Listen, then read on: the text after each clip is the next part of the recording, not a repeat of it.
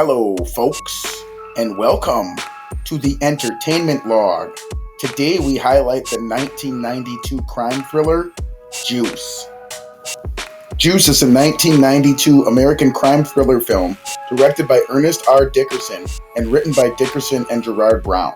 It stars Omar Epps, Tupac Shakur, Jermaine Hopkins, and Khalil Kain. The film touches on the lives of four black youths growing up in Harlem, following their day-to-day activities, their struggles with police harassment, rival neighborhood gangs, and their families. The film is the writing and directing debut of Dickerson and features Shakur in his acting debut. The film was shot in New York City, mainly in the Harlem area, in 1991.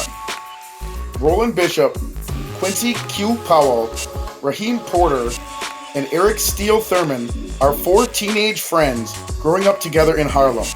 They regularly skip school, instead spending their days hanging out at Steele's apartment, at a neighborhood arcade, and also a record store where they steal LPs for Q's DJ interests.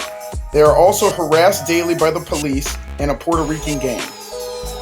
Fed up with the harassment he and his friends have endured, Bishop decides that the group must go on to do bigger things in order to win respect. However, Q is unsure if he wants to become involved in a life of crime. One night, under Bishop's persistence, the friends decide to rob a local convenience store owned by Fernando Quiles. However, Q is unsure of the plan, and also fears that it will affect his chances of participating in a DJ competition, which he has yearned to compete in for years, although he is eventually pressured by his friends. During the robbery, Bishop fatally shoots Fernando in the head, and the group flees the scene. The four then gather in an abandoned building where they argue over the evening's events.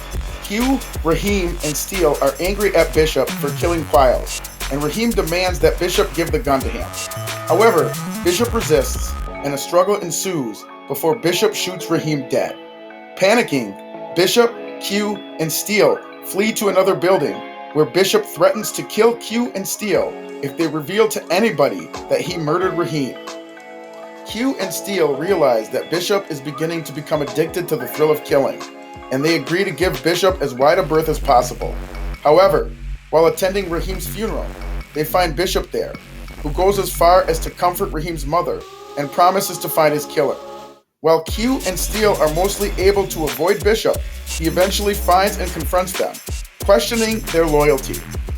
Later, Bishop kills a gang member, then plans to frame Q for the murders in order to cover his tracks. Fearful of Bishop, Q resorts to buying a gun for his own protection. Meanwhile, Bishop confronts Steele in an alley, accusing him of disloyalty, and shoots him. However, Steele survives the attack and is rushed to the hospital, where he informs Q's girlfriend Yolanda about Bishop and his plan to frame Q. Frustrated with the trouble brought upon him, Q throws his gun into the river and decides to confront Bishop unarmed. Q and Bishop meet, where a fight and a chase ensue. Q is subsequently chased into a building where a party is being held, where Bishop begins firing into a group of partygoers in an attempt to hit Q, but Q escapes unharmed. Q manages to disarm Bishop while he is distracted, and he pursues Bishop to a roof of a high-rise building. As the two get into a physical altercation, Bishop eventually falls off the ledge, but is caught by Q. Bishop begs Q not to let go, but Q eventually loses his grip, and Bishop falls to his death. As Q is leaving the rooftop, a crowd from the party gathers to see what happened. One of the people in the crowd turns to Q and says, "Yo, you got the juice now, man." Q turns to look at him, shakes his head in disgust, and walks away.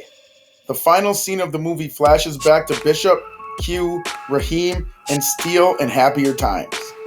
In the alternate ending, instead of Bishop accidentally falling to his death, he purposely decides to let go after hearing approaching police sirens. The movie was filmed between March and April 1991. Daryl Mitchell, Money B, and Donald Faison had auditioned for the role of Roland Bishop, but none were considered right for the role. Tupac Shakur accompanied Money B to the audition and asked producer Neil H. Moritz to read. He was given 15 minutes to rehearse before his audition and ultimately secured the role of Roland Bishop. The film received generally favorable reviews. Roger Ebert gave the film 3 out of 4 stars, praising the film as one of those stories with the quality of a nightmare in which foolish young men try to out-macho one another until they get trapped in a violent situation which will forever alter their lives. Entertainment Weekly gave the film a B+ grading based on how it depicts 4 young characters who try to gain complete self-control over their surroundings. The information brought to you in this video has been provided by Wikipedia. If you enjoyed this video, don't forget to smash that like button and subscribe to the Entertainment Log.